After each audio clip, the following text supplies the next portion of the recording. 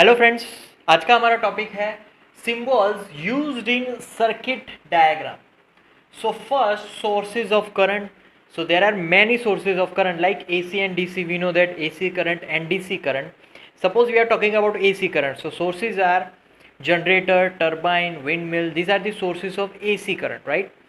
But in AC current, there are also positive and negative wires, right? So if we just symbolize that particular AC source, so by this symbol here, this is known as AC source, right? Okay. So that is the symbol of AC source. Now DC source. Now what is DC source? Is for example Lachlan cell, Daniel cell, the pencil cell used in remote control or any other toys, right? Mobile batteries. These are all DC sources. So DC sources always have cell, and that cell denotes with two terminals. The bigger one is positive and smaller one is negative. So this is called DC source. So this is only one cell, right? But if we are talking about batteries, which batteries? Like battery used in mobiles, battery used in vehicles, right? So these batteries are made up of so many other cells. Two or more than cells used in batteries, they are called batteries, right? So this is the AC source and this is DC source. Okay, now key, right? In circuits we are using these many types of key. First of all, normal key. Normal key, which is denoted by simple, we have one switch, right? So this is open condition of that key, right? Open condition. So that's key. Why we use key? Key is a switch in that circuit, right? Okay. Then resistance wire, resistance box, rheostat or variable resistance. So many components are there. First of all, resistance wire. So resistance wire, here I am going to draw it. This is the symbol of resistance wire. Resistance box, again resistance box we are denoted with, again this is resistance box symbol. Rheostat, how we represent this rheostat? That is by one arrow key, and that arrow key further which is connect with circuit. Then variable resistance, right? Variable resistance, here I am drawing it. Variable means it may be changing, right?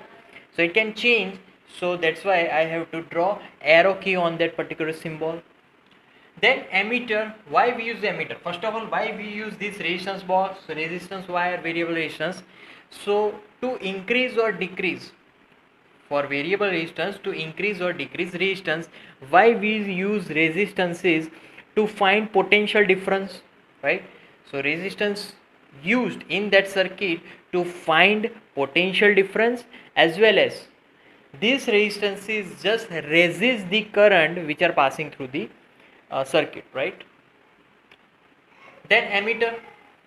So ammeter connection, I am drawing it. This is our ammeter. Ammeter has also positive and negative terminals, right? So what is the use of this ammeter? Ammeter use is to find current. So we can find particular current, particularly in ampere or microampere, that can be used in ammeter. If for example, if we want to find microampere range current, then we have to use microammeter, right? So we can scale the current by using this device. Okay, 10 ampere, 20 ampere. So we can find current which is flowing through the circuit. Then voltmeter, right? So voltmeter, again it is similar in scales with the ammeter, but by this voltmeter we can find potential difference between the wires, right? So always this ammeter should be connected in the circuit with the series connection, and voltmeter should be connected parallelly with the resistance wire or resistance box in the circuit, right? So this is the usage of these two particular devices. How we can find current through ammeter by connect it with series, and how we can use this voltmeter by connect it with parallel with the resistance, right? Then galvanometer. Okay, what is galvanometer? Again, this is G. It have also positive and negative terminals because of battery terminals. Actually, this is not this. Why this is positive terminal? Because of battery further connecting with positive terminal, right? So galvanometer just measure, just we can see whether current is flowing or not, right? When current is flowing, galvanometer just deflects, but we can't find exact value of current by this galvanometer. So that you have to remember that galvanometer can't find the scaling of current, but it can just find whether current is flowing through circuit or not.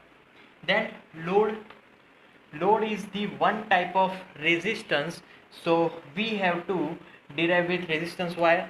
And then connecting wires, how we can connect them is, for example, I am going to describe one small particular circuit, then wires to be connected with like this, which is shown here.